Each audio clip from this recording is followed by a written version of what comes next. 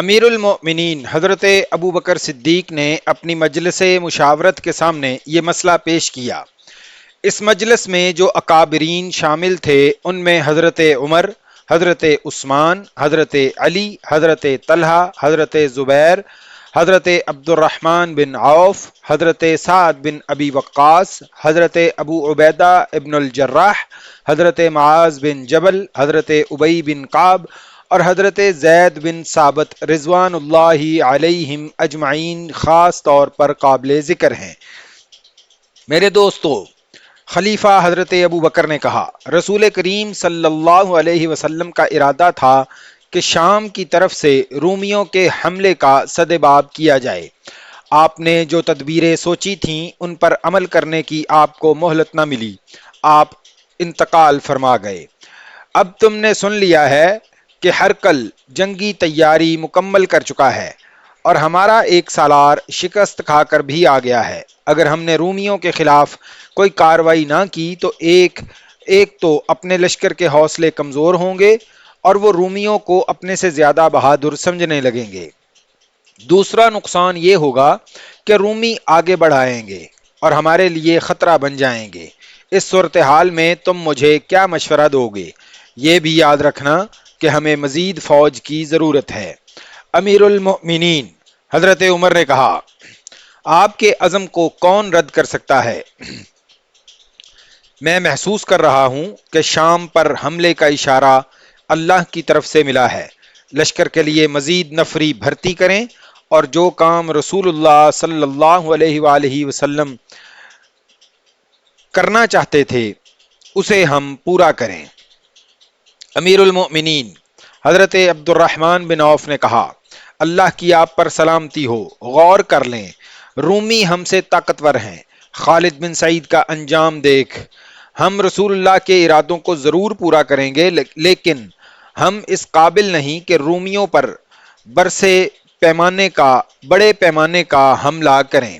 کیا یہ بہتر نہیں ہوگا کہ ہمارے دستے رومیوں کی سرحدی چوکیوں پر حملہ کرتے رہیں اور ہر حملے کے بعد دور پیچھے آ جائیں؟ اس طرح رومیوں کا آہستہ آہستہ نقصان ہوتا رہے گا اور اپنے مجاہدین کے حوصلے کھلتے جائیں گے۔ اس دوران ہم اپنے لشکر کے لیے لوگوں کو اکٹھا کرتے رہیں گے۔ امیر المؤمنین، لشکر میں اضافہ کر کے آپ خود جہاد پر روانہ ہو جاؤ اور چاہو تو قیادت کسی اور سردار کو دے دو۔ مؤرخوں نے اس دور کی تحریروں کے حوالے سے لکھا ہے کہ تمام مجلس پر خاموشی طاری ہو گئی۔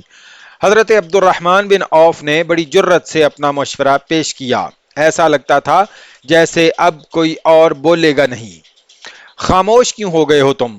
امیر المؤمنین نے کہا، اپنے مشورے دو، کون شک کر سکتا ہے تمہاری دیانتداری پر؟ حضرت عثمان بن عفان نے کہا، بے شک تم مسلمانوں کی دین کی بھلائی چاہتے ہو، بے شک تم مسلمانوں کی اور دین کی بھلائی چاہتے ہو، پھر کیوں نہیں تم حکم دیتے کہ شام پر حملہ کرو؟ نتیجہ جو بھی ہوگا ہم سب بھگت لیں گے۔ مجلس کے دوسرے شرکاء نے حضرت عثمان بن عفان کی تائید کی اور متفقہ طور پر کہا کہ دین اور رسول اللہ صلی اللہ علیہ وسلم کی امت کے وقار کے لیے مسند خلافت سے جو حکم ملے گا اسے قبول کریں گے۔ تم سب پر اللہ کی رحمت ہو۔ خلیفۃ المسلمین نے آخر میں کہا، میں کچھ امیر مقرر کرتا ہوں، اللہ کی اور اس کے رسول کے بعد اپنے امیروں کی اطاعت کرو، اپنی نیتوں اور ارادوں کو صاف رکھو، بے شک اللہ انہی لوگوں کے ساتھ ہوتا ہے۔ امیر المومنین حضرت ابو بکر کا مطلب یہ تھا کہ شام پر حملہ ہوگا اور رومیوں کے ساتھ جنگ لڑی جائے گی۔ مجلس پر پھر خاموشی طاری ہو گئی۔ محمد حسین ہیکل لکھتے ہیں کہ یہ خاموشی ایسی تھی جیسے وہ رومیوں سے ڈر گئے ہوں یا انہیں امیر المؤمنین کا فیصلہ پسند نہ آیا ہو۔ حضرت عمر نے سب کی طرف دیکھا اور ان کی آنکھیں جذبات کی شدت سے سرخ ہو گئیں۔ اے مومنین، حضرت عمر نے گرج کر کہا، کیا ہو گیا ہے تمہیں؟ خلیفہ کی آواز پر لبیک کیوں نہیں کہتے؟ کیا خلیفہ نے اپنی بھلائی کے لیے کوئی حکم دیا ہے؟ کیا خلیفہ کے حکم میں تمہاری بھلائی نہیں، امت رسول کی بھلائی نہیں؟ بولو، لبیک کہو اور آواز اپنے دلوں سے نکالو۔ مجلس کا سکوت ٹوٹ گیا۔ لبیک لبیک کی آوازیں اٹھیں اور سب نے متفقہ طور پر کہا کہ وہ رومیوں سے ٹکر لیں گے۔ حج سے واپس آ کر خلیفۃ المسلمین حضرت ابوبکر نے مدینہ میں گھوڑ دوڑ، نیزہ بازی، تیغ زنی، تیر اندازی اور کشتیوں کا مقابلہ منعقد کروایا۔ ارد گرد کے قبیلوں کو بھی اس مقابلے میں شرکت کی دعوت دی گئی۔ 3 دن مدینہ میں انسانوں کے ہجوم کا یہ عالم رہا کہ گلیوں میں چلنے کو رستہ نہیں ملتا تھا، کوئی جگہ نہیں رہی، جدھر نظر جاتی گھوڑے اور اونٹ کھڑے نظر آتے، دف اور نفریاں بجتی ہی رہتی تھیں۔ قبیلے اپنے شہ سواروں اور پہلوانوں کو جلوسوں کی شکل میں لا رہے تھے۔ 3 دن ہر طرح کے مقابلے ہوتے رہے۔ جن قبیلوں کے آدمی جیت جاتے وہ قبیلے میدان میں آ کر ناچتے کودتے اور چلا چلا کر خوشی کا اظہار کرتے۔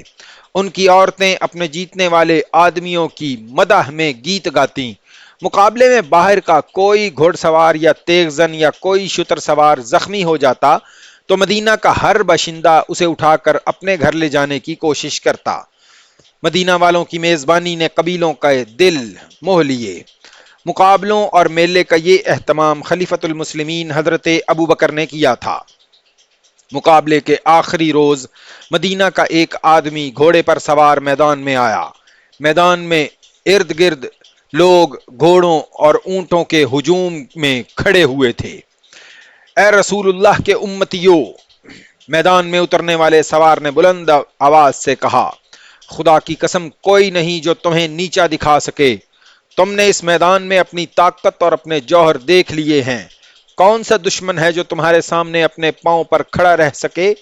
یہ طاقت جو تم نے ایک دوسرے پر آزمائی، اب اسے اس دشمن پر آزمانے کا وقت آ گیا ہے جو تمہاری طرف بڑھا آ رہا ہے۔ اے مومنین، اپنی زمین کو دیکھو، اپنے اموال کو دیکھو، اپنی عورتوں کو دیکھو جو تمہارے بچوں کو دودھ پلاتی ہیں، اپنے جوان اور کنواری بیٹیوں کو دیکھو جو تمہارے دمادوں کے انتظار میں بیٹھی ہیں کہ حلال کے بچے پیدا کریں، اپنے دین کو دیکھو جو اللہ کا سچا دین ہے۔ خدا کی قسم تم غیرت والے ہو، عزت والے ہو، اللہ نے تمہیں برتری دی ہے۔ تم پسند نہیں کرو گے کہ کوئی دشمن اس وقت تم پر آ پڑے جب تم سوئے ہوئے ہو اور تمہارے گھوڑے اور تمہارے اونٹ بغیر زینوں کے بندھے ہوئے ہوں، اور تم نہیں بچا سکو گے اپنے اموال کو، اپنے بچوں کو، اپنی عورتوں کو اور اپنی بیٹیوں کو۔ دشمن تمہیں مجبور کر دے گا کہ سچے دین کو چھوڑ کر دشمن کے دیوتاؤں کی پوجا کرو۔ بتا ہمیں وہ دشمن کون ہے؟